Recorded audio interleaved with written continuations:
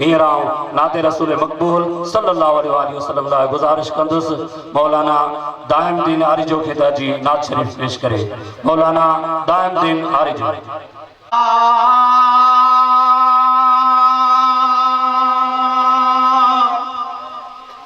जिया ज़ोरू गुलन में आ गुलाब जो गुलो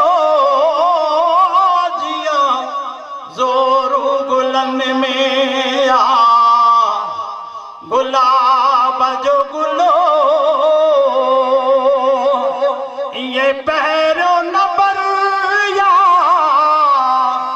मुंहिंजो बुनलो जिया ज़ोरो गुलन में आ गुलाब जो गुलो ये पहरो नंबर या मुंहिंजो बुनलो जिया ज़ोरो रहे को पियवा के नाया दिखसो अची यारो मुझो मुझे यखे सा ॾिसो वार जो जे हिको नंढेड़ो हिसो ॾिसो वार जो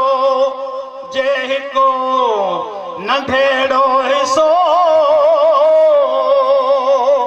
किरी कदमनि ते पवंदो गुलो जिया ज़ोरो गुलन में या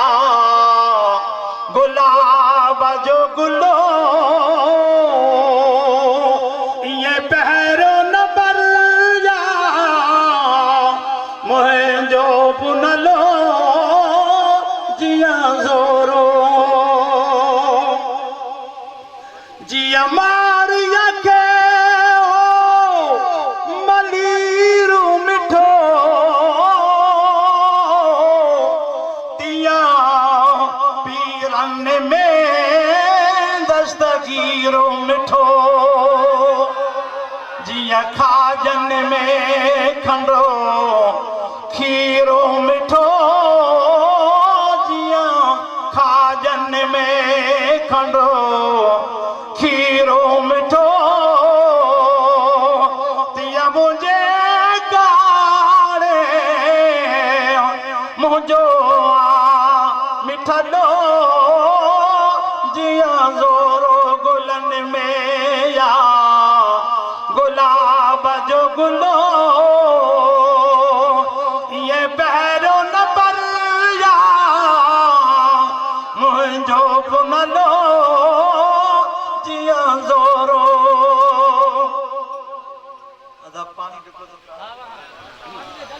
जिया बागन में बोलो बोलो राजिया तिया मस्जिद में खुश नमाजिया नारे तकबीर नारे रिसालत नारे तहकीक नारे हैदरी नारे पीर दस्तगीर सुभान अल्लाह जिया बागन में बुलो बुलो राजिया अल्लाह अकबर तिया मस्जिद में खुश नमाजिया जिया पानी में मशी ताजिया जिया पानी में मशी ताजिया तियरान लसाम जो रूह रजलो जिया ज़ोरो गुलन में या गुलाब जो गुलो ये पहरो नंबर या मुंहिंजो बुनलो जिया ज़ोरो आखिरी मिसरो महबूबन जा गुलाम तबिया भी घणा मां गुलाम नबी कड़ी हा महणा मूंखे कहिड़ी ख़बर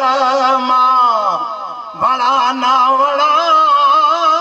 मूंखे कहिड़ी ख़बर मां वणा न वणा छो जो हू आका मुंहिंजो आन कमुलू जीअं ज़ोरो गुलनि में आ गुलाब जो गुलो